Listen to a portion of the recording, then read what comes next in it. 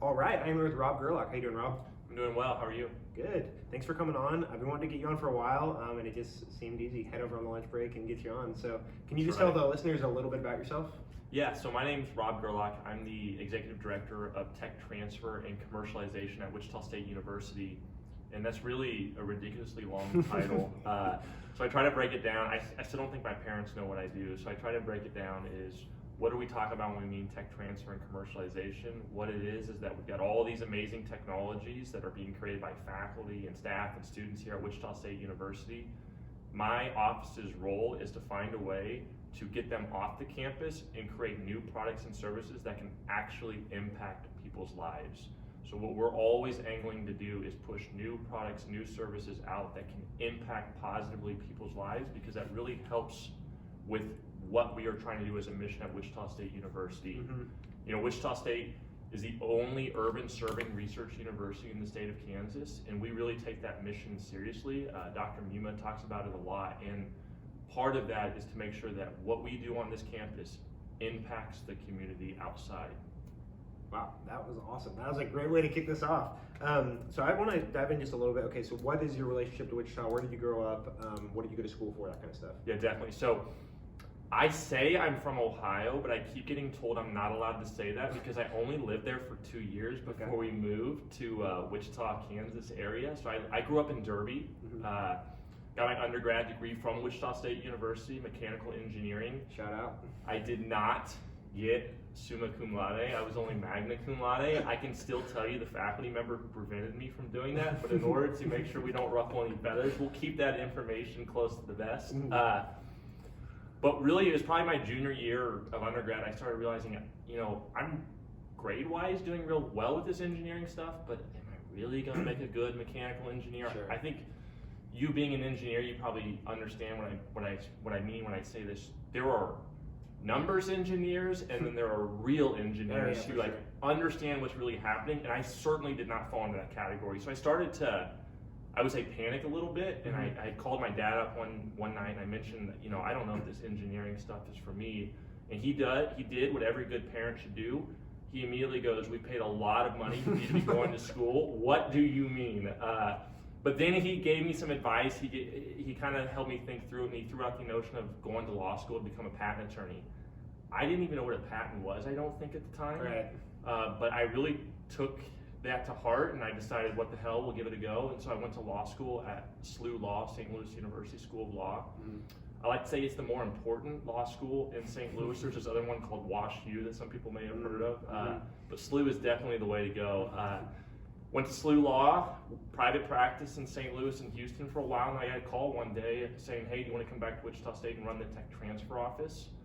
I'll be honest, my immediate reaction was not just no, it was probably a hell no, because it just didn't fit into where I was going with my career.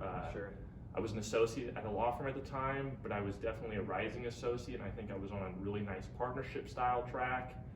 But, you know, I really thought it over a little bit, thought about my family being here and from here, and I decided that at that point it'd be a good opportunity for us to move back to Wichita and still be able to do intellectual property, which is something I've really kind of embraced since I went through law school.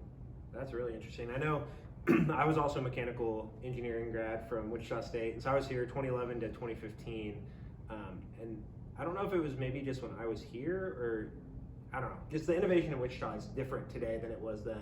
But it was like we were always trying to think of ideas, but like we didn't know what to do with it. We didn't even know who to talk to about it, that kind of thing. So like we worked on senior design. Like my project actually ended up, they were working on a patent for it, but it was like through the school and stuff, a specific faculty member on campus. But it's like that wasn't really like thrown around a lot. So it's interesting that that's the direction you went. Yeah, I mean, innovation here at Wichita State is really, and there's no way of couching it, it has taken off. And everything that's happening on the innovation campus in the last 5 years, this is not the same campus that I graduated from by any means. Yeah. And I mean, you graduated after me, and it's not the same campus that you graduated from. I just missed the engineering building. So. And I think we are probably 3 years away from saying this exact same comment again of, oh my God, I don't even recognize where this university has gone. And it's really because of the innovative spirit and this idea that we want to continue to push the boundaries and expand. And Dr. Muma takes it to heart, Dr. Tomlin takes it to heart. They really, Tanya Witherspoon takes it to heart. Those are some huge thought leaders at this campus that realize that we need to continue to push the boundaries if we're gonna really make innovation a go here in the community of Wichita. Yeah, for sure. So what does your day-to-day look like as that long title that you mentioned a few minutes ago? So my day-to-day is every day is a little bit different. It's not a mundane task. It's some days we have to do some down and dirty work on the intellectual property side with regards to making sure patent applications are getting filed, we're responding to office actions, making sure we're moving any potential license agreements down the pathway. That's certainly one avenue. But then, we're constantly getting involved with faculty and staff and students and just talking with them, because the reality is we, in the Office of Tech Transfer and Commercialization, what we cannot become is a hindrance. We cannot become a pain in the butt, because if we become that, then people don't want to interact with us. Right. So what we really have to push for is to make sure that we're always a value add. And so when you start talking, I've learned this very early on, when you start talking with certain individuals, you'll realize they are not going the right route down something with regard to intellectual property. They may be hurting their rights, for example. Right. From my background, the immediate thing I want to do is yell at them to stop doing what you're doing, wait for me to assess the situation and tell you how to proceed. Gotcha. What I've learned very quickly is that is a bad move from an Office of Tech Transfer and Commercialization standpoint. Right. Stopping is never the right move in innovation. You always have to be pushing forward. And so the ability to quickly assess and then provide value and then try to help navigate to get on the right pathway is really what I've realized that we need to take the office towards, rather than trying to stop-gate everything, let us align everything in perfect order, and then move forward. It just doesn't work that way. So Sure. The mundane stuff, interacting with faculty, staff, and students, getting to see some of the labs. I go through the labs quite a bit because that's where the innovation, that's where the technology is happening. The National Institute for Aviation Research is, the only way I think you can describe it is remarkable. And what I've realized is the more companies we bring to Wichita to see what's going on at Wichita State University and to see inside these NIAR labs, we always get the same reaction from them, at least in my interaction with them. It's always been the same. What the hell is this doing in Wichita, Kansas? We have something here that is remarkable. We have something here that is so forward thinking with these labs and everything, and the intelligence level of the people surrounding this. Just a quick example. In the environmental test lab, the former director of the environmental test lab, Billy Martin, lives in Derby, Kansas. Actually, he just recently moved, but basically, let's just say lives in Derby, Kansas. One of the leading lightning experts in the world, lives right here. And that's just one example. And you can just go down the line that we have this talent base. We have to find a way to activate this with the entrepreneurial and innovative community. But from a subject matter expert standpoint, we have something in Wichita that I don't think any other place has, including, I'm going to use including the Silicon Valley out in California. Certainly they're more advanced in SaaS and other elements like that. But we have something with materials, with aviation, with manufacturing that simply does not exist other places. And the question really becomes on those of us in the entrepreneurial and innovative ecosystem is, how are we going to capitalize on this and actually help move things forward, rather than kind of stagnating? Because you're either moving forward or you're moving backwards, but I promise you, you're never just sitting still. Yeah, for sure.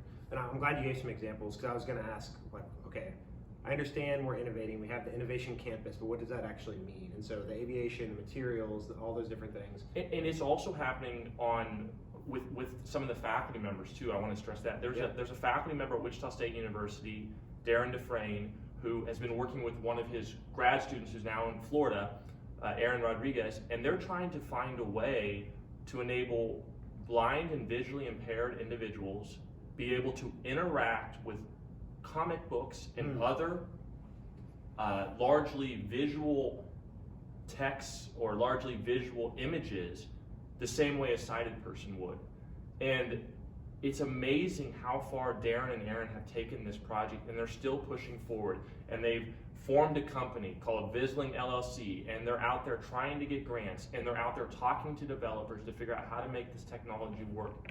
That's all happening, out of an English professor. Mm-hmm. And I don't say that in a degrading manner. What I mean by that is, it's the innovation spirit is here. We just have to find a way to continue to assist and propel it forward. Mm-hmm. One of my other favorite examples is David Hunsicker. He plays the trumpet. He's a trumpet professor here at Wichita State University. He had a problem with a slide valve. I don't even know what a slide valve is. I had to go look it up because I am not musically inclined. But he had a problem with the slide valve, and he figured out a way to 3D print something up, and now he's selling it. Is it a multi-million-dollar product? No, but we don't always have to be striving for multi-million-dollar projects. We have to find a way when somebody has an innovative idea, what are we going to do to help that person move it forward? And so Dr. Hunsicker was able to connect with some of the NIAR Labs. He did some additive manufacturing. Now he prints those at his house on his own. He has his own company, and he's moving that forward. And so these are just a few disparate examples. We need more of that, and we should have more of that. And I think we are on the pathway to doing that, but we really just have to continue to think, what can we do to assist without overrunning? And so at the end of the day, these individuals are going to do the work. Right. We just got to make sure that when they need a connection, we're there to help make that connection for them. When they need a little bit of advice, we're there to move them to an area where they can get that advice. Sure, yeah, absolutely. I was at Startup Week. I didn't get to make it to a whole lot of it, but I saw the Visling presentation, and it was super cool. It was very interesting. Yeah, I mean, I'm going to completely interrupt you here. No, please keep going. At this point, I'm just doing my own interview. Keep going. This is awesome. Makes my life easy. But I mean, at that same event was Madeline Shanka and Kyle Monero with Community, two Wichita State students. I think Kyle's graduated, an engineering student, and Maddie has told me at least 1,000 times what her degree is, but I forget. But look at what they're doing too. They are trying to address chronic illnesses, and they're trying to do it from a nonprofit and a for-profit standpoint. They have this idea, and they're pushing it forward. It's up to us to help make those connections for them, but they're going to do the work. And I know they just recently presented up at UMKC's Whiteboard to Boardroom presentation. It was virtual, but they just recently presented there, demonstrating what their technology is and where they're moving with that. But I mean, these are exciting things that are happening, and we need to continue to see more and more of it. Another student that's involved in a lot of this is a student that works in my office, Jacob O'Connor, is doing a lot of exciting things, and he's connected with people down at Groover Labs who, have kind of been there, done it before, or are still actively doing it, and so he's able to lean on them and get that mentorship advice. And that's really, if you ask me what's one thing that we need in this Wichita community more of, it's connecting people to mentors. And we've got to find a way to open up our own Rolodexes and connect people and let them take it where it goes. But it's just, Tanya always tells me, she drills this into me, it's a scarcity mindset is what will kill innovation.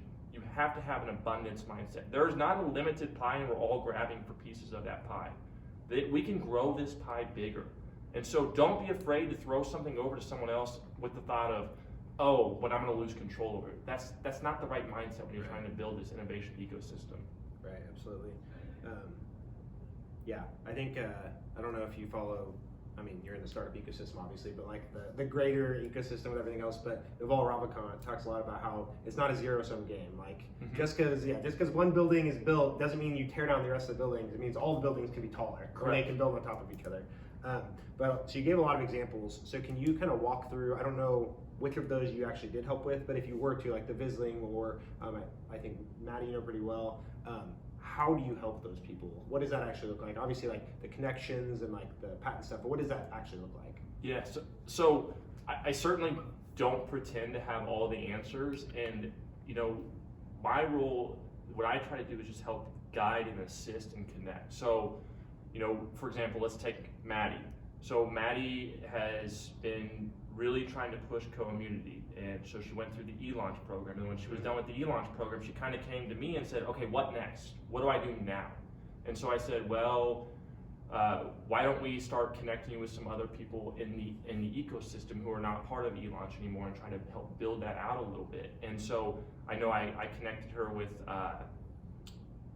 for example, Jim Baxendale as part of the Whiteboard to Boardroom she just presented. I just made that connection and then I back out. Yeah. Because I don't need to be involved.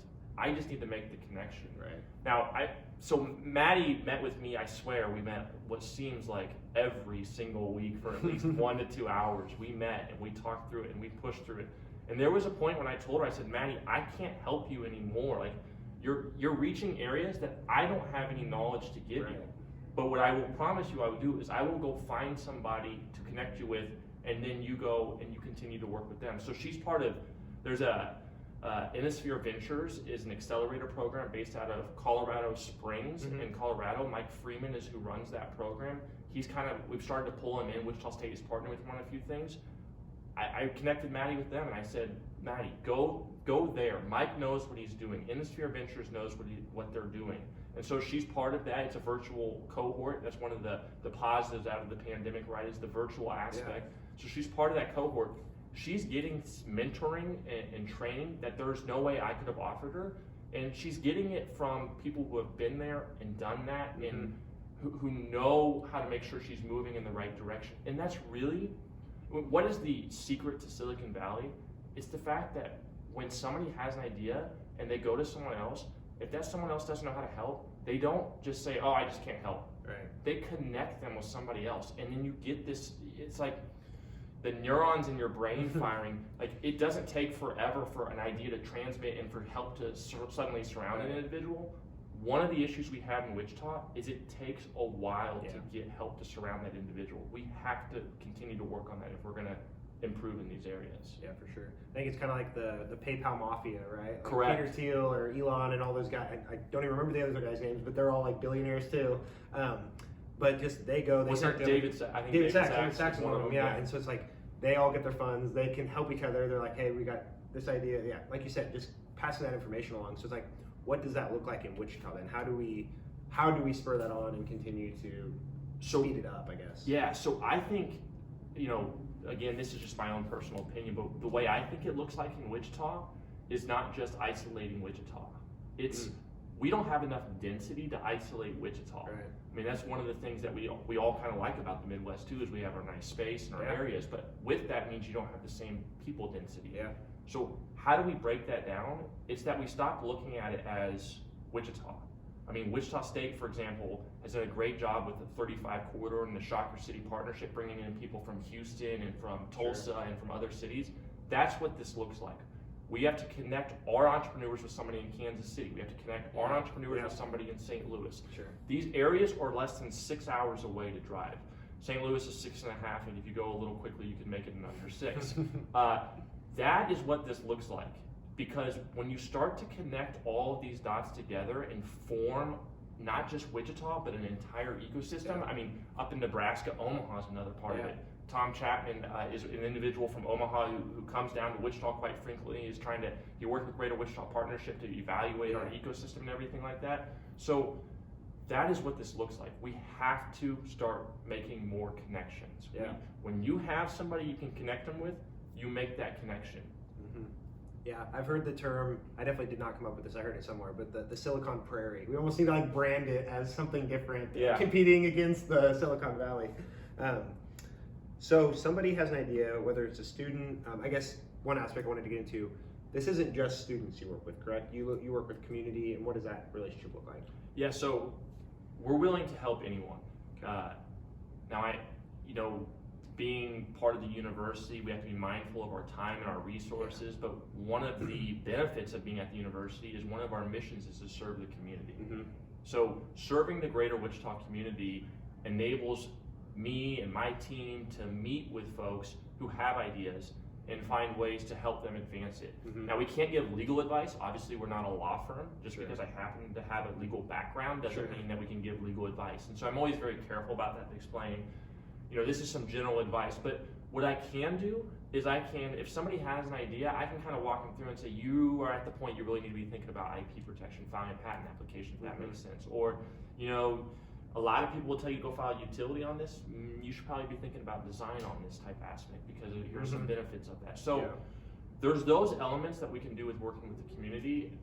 The part that I'm still struggling with is how we reach all the people that need help. There are some, it always amazes me when you see suddenly a successful or a company moving forward or startup come out of nowhere, and we all kind of look around like, how are we not around to help them more, and they had to get to where they were without us being a part of it? Like, that to me is a failing on us. Now, there's always going to be things that pop up and you have no control over, but we have to be a value add.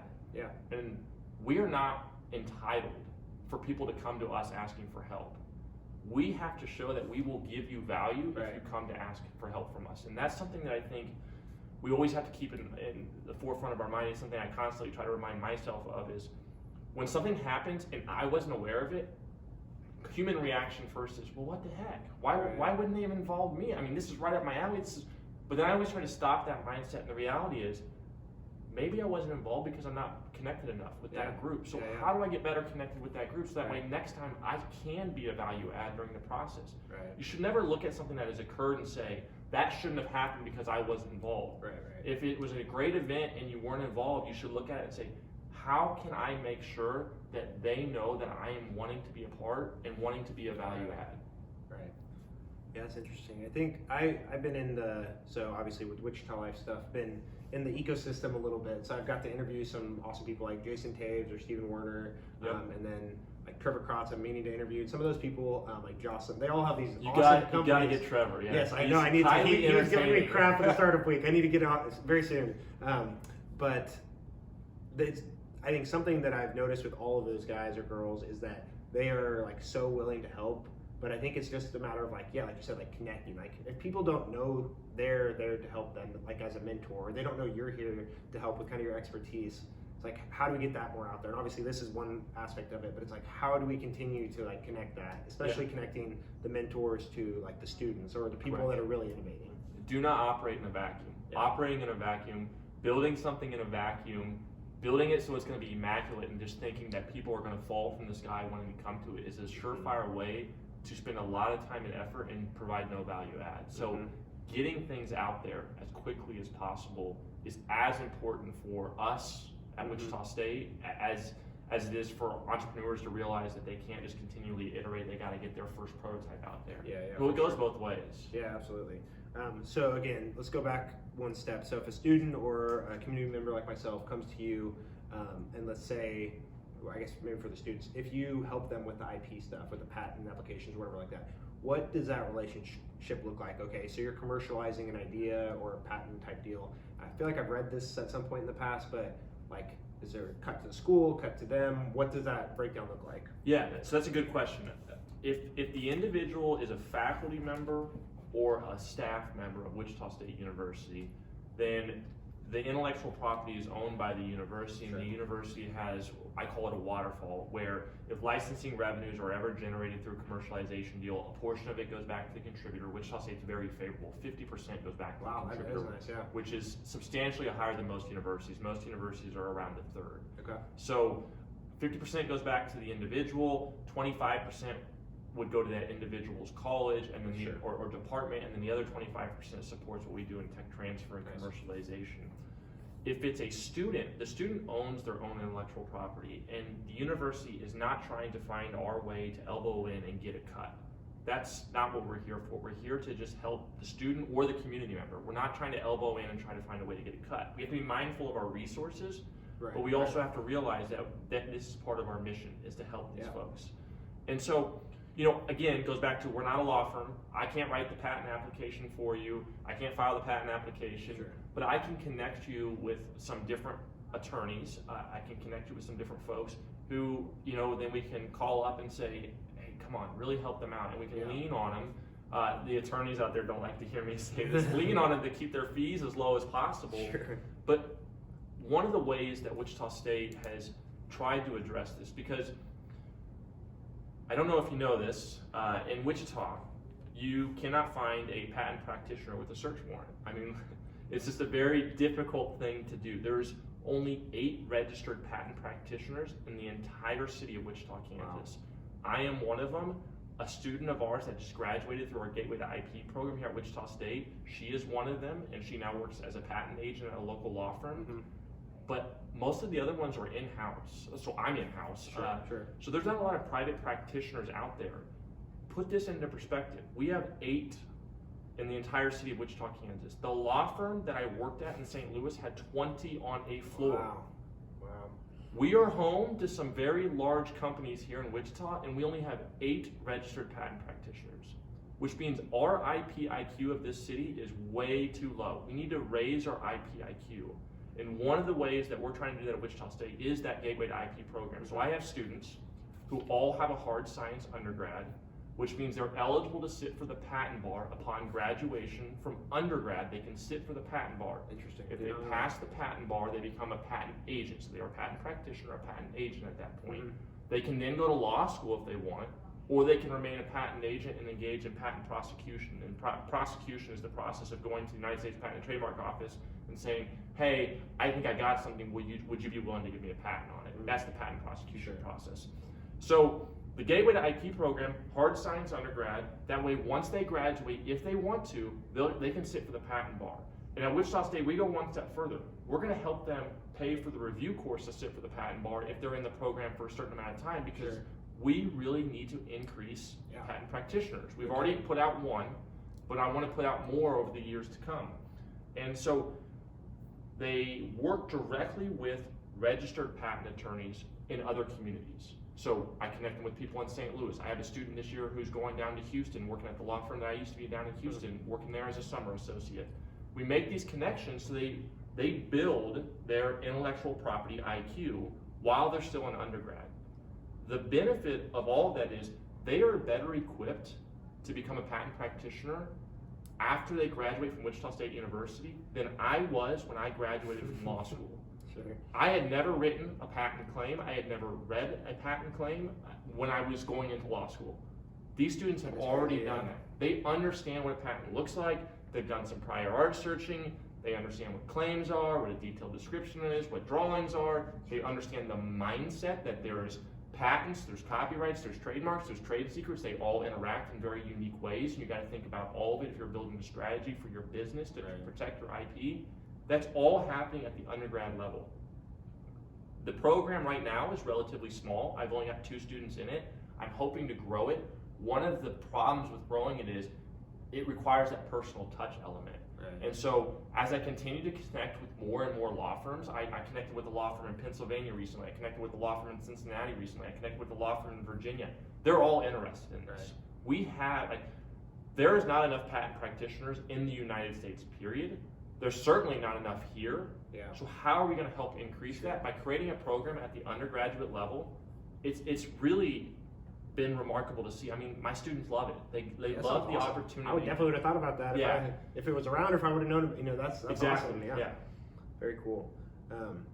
So what are some common mistakes that you see with, I don't know, students or faculty or whoever that's kind of going through this stuff? I know you mentioned the approach you don't want to take is telling them, no, stop what you're doing, but what were you telling them to stop doing? You know what I mean? Like, what are those common mistakes? Yeah, so one of the common mistakes that happens a lot with people who are innovating is understanding that threshold of what they can reveal when they're trying to do customer discovery to figure out, am I actually sitting on something I can make money? And then when I don't want to disclose too much because now I start to hurt my intellectual property rights. It is a fine balance as far as figuring that out. So in the United States, we're a first to file system when it comes to our intellectual property with patents specifically, meaning that once you publicly disclose it, you've started a 1-year time clock to go out and file that patent application on it before your own public disclosure becomes prior art against it. Right. Plus, if any point that in the time somebody independently comes up with it and files it, even if you came up with it first, if they file their patent application, technically they beat you. So in that sense, it's a race to the patent office in some ways. But one of the things, when it comes to intellectual property, is extremely important. But it is not, it is a means to an end. It is not an end unto itself. And I think too often we make intellectual property an end unto itself. I know certainly as a patent attorney when I was in private practice, that was my end, was to file the patent application. Right. I mean, that's why the company came to me. Right. But in this role, that's not the end. The end is not to just build up IP. The end is to figure out ways that IP acts as a means to help you get to where you need to go. And so another error I sometimes see is people will rush in and say, I need to file a patent on this immediately. And they give out this idea, and I'm sitting there thinking the whole time, how are you ever going to monetize and make money off of this? And you start asking questions along those lines, and what you find out is they think that once they get the patent, that they're going to be able to just call some company up and license it. I've been doing tech transfer now for about 4 years. I promise you, it is not that easy. I wish it was, but it's not that easy. You have to find a way of thinking, okay, once I get this piece of paper, which is all a patent is, it's a very expensive piece of paper. Once I get this, what am I going to do with it? Sure. If I'm going to go with a licensing strategy, you should start to build out that strategy before you start paying for a very expensive piece of paper.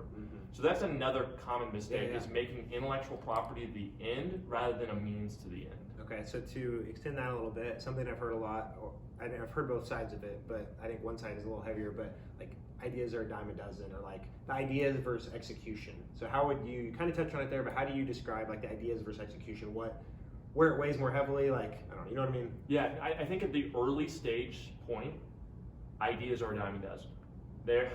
I agree with that. They really are.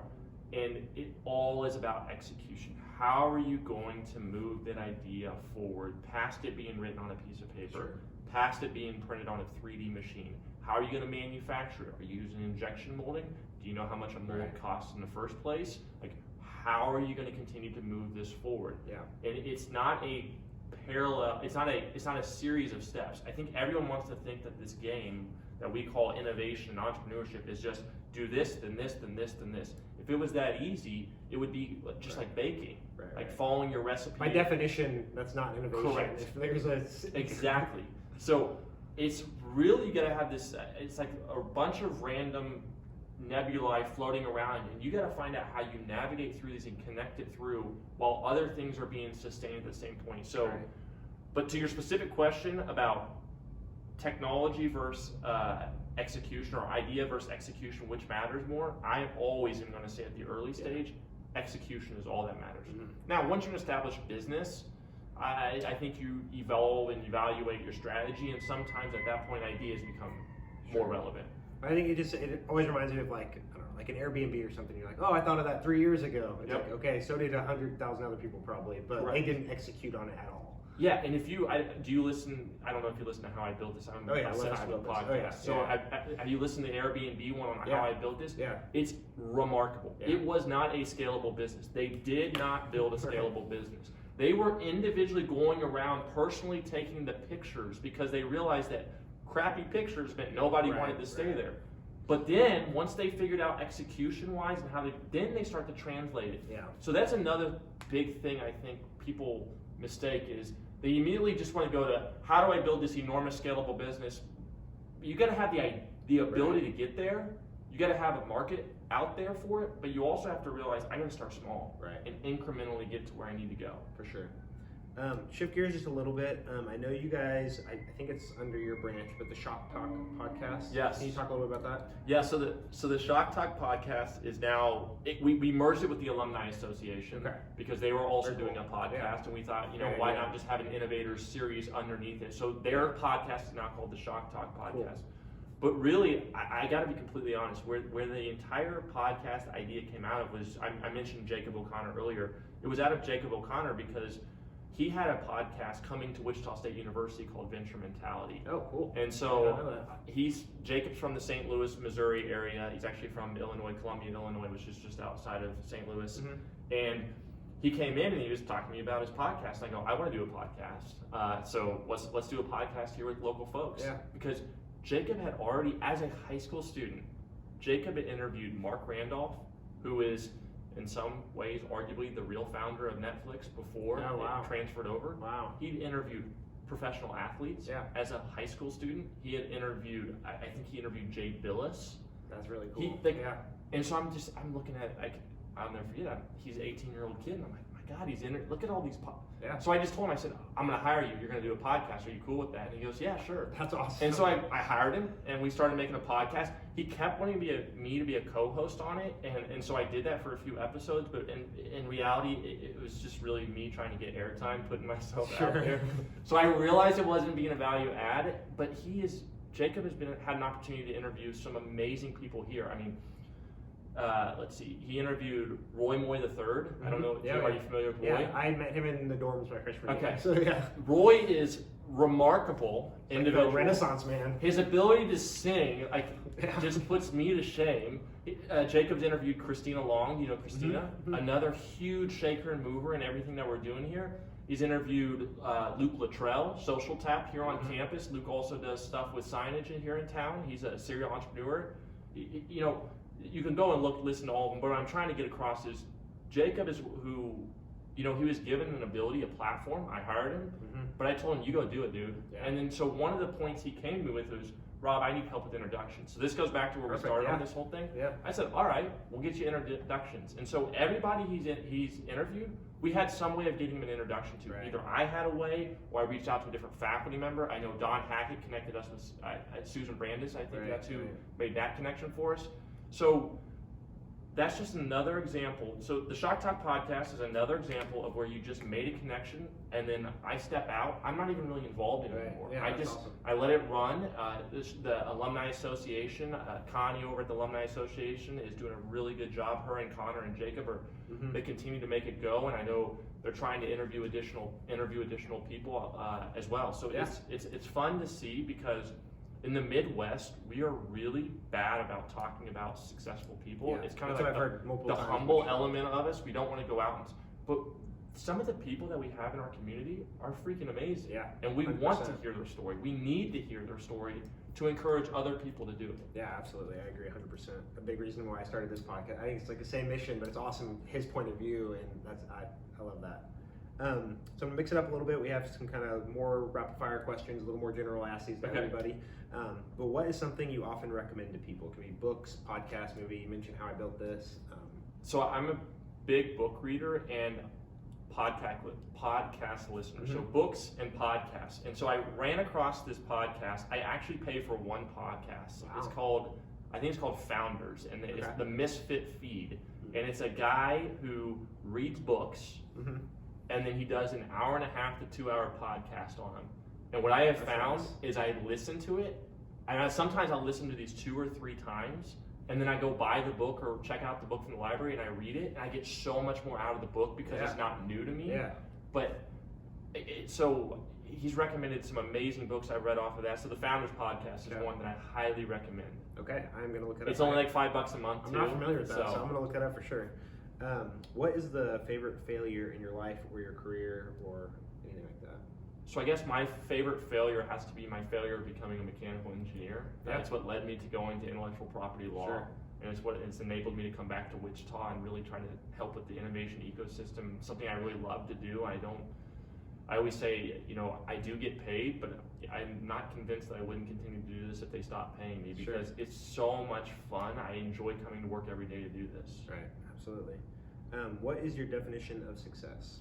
Oh, that's a good question, because everyone wants to say success is this big thing. I think that my definition of success is understanding when you've achieved a goal or when you need to pivot to achieve a different goal would be my definition of success. So oftentimes reaching a failure can ultimately become a success. Matthew McConaughey's book Green Lights, he talks about how he turns from a red light to a green light. First of all, that man's life. We all think we know Matthew McConaughey. Read the book, Green Lights, and you will come to know Matthew McConaughey. He's a remarkable individual. But like the red light to green light aspect is what he hones in on that book. And so a lot of times a failure, it's hard to call a failure a success. Yeah. But if you do the right steps afterwards and look back on it, that failure could in fact be a success. Yeah, I love that. I agree 100%. Tell me about a life motto that you live by, or what is some of the best advice you've received? So a life motto I live by is YOLO. You only live once. So make sure whatever you do is fun. Yeah. Don't get too serious with yourself, and always realize to continue to move forward. And you just gotta not get too serious with yourself. You gotta be able to joke at yourself and laugh at yourself. Yeah, definitely. What is a habit that you've developed over the past few years that's most improved your life? Interesting question. He did not give me the questions ahead of time, so not. now I have to. I'm surprised by how quick you answered some of those other ones. I usually stump some people with those other ones.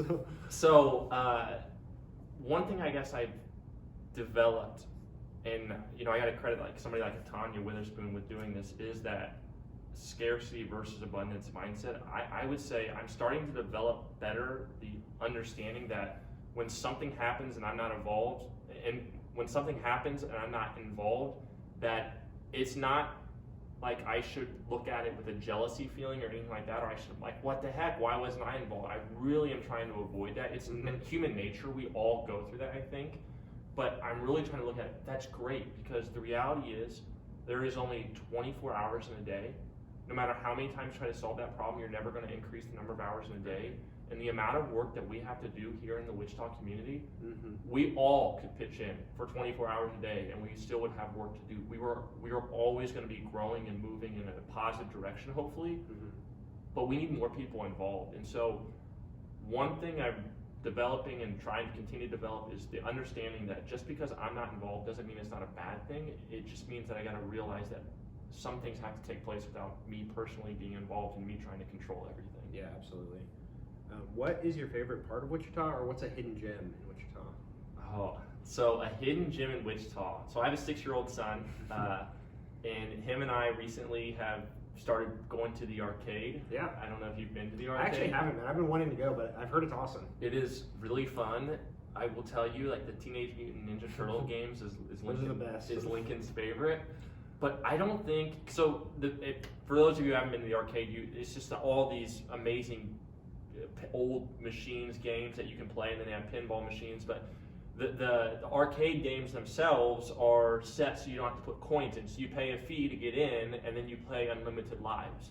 And so Teenage Mutant Ninja Turtles is a hell of a lot easier when you die. You can just keep kicking the button to come back alive. So you can beat the game, people. Trust me, there's a way to beat the game. At the arcade. Correct, at the arcade. But so I feel like in some ways, we're not, like with Lincoln, I'm not teaching him that adversity aspect of, no, dude, it's not really this easy, but he's really happy when he's playing it. So that's a positive. But sort of to counterbalance the fact that he can easily, beat Teenage Mutant Ninja Turtles whenever he wants, I'm trying to convince him to become a Cincinnati Bengals fan, because that letdown that you have every year builds character. So, we're trying to balance it out. That's all right. I'm a Joe Burrow fan, so that's all right. I'm rooting for him. Is there anything you wish Wichita had that it doesn't? Or what would you improve about Wichita? And we touched on some of the startup things, but what would you improve about Wichita? Or you can say Cheesecake Factory, like half the other guests. No, so there is definitely some things that I would like to see more of in Wichita. I wish we had, and I don't want to get weighed into a local politics issue or anything like that, but so I'm going to avoid that. I'm just like, the river is something that I wish we could find a way to activate better, and I realize that's an incredibly complex, challenging statement, and I'm not advocating for anything with that statement. I'm just saying that having been, it's kind of like even in St. Louis, they haven't activated that river that much either. Right. And so, but then you go to places like Tulsa's kind of really activating that. And so I would like to see that more. I think that would be something that would help draw more people here, would help encourage more people. But at the same time, I will say that we are improving a lot of things. I'm seeing more playgrounds pop up and kids playing at these playgrounds, which is awesome. I'm seeing more people going back downtown. Yeah. I'm seeing more breweries, which is very important because I like beer. Absolutely. It's like all of these things. I don't want to give the impression that Wichita's not improving. We definitely are, but there are still always going to be areas for improvement. Yeah, for sure. Tear it down, by the way. Tear it down. I'm just kidding, but I am an advocate of tearing it down. I think there's just so much space there that I think the thing that holds people back is nostalgia. As they say, nostalgia is a hell of a drug. But my brother's girlfriend is from France, and they were in town, I think it was last year when we were walking down by the river, and I was like, okay, as an outsider that's not even American, what do you think of Century 2? And she said, it's ugly. So like, okay, there's our answer. Like, I think it's the older generation. I think a lot of the younger people don't really care.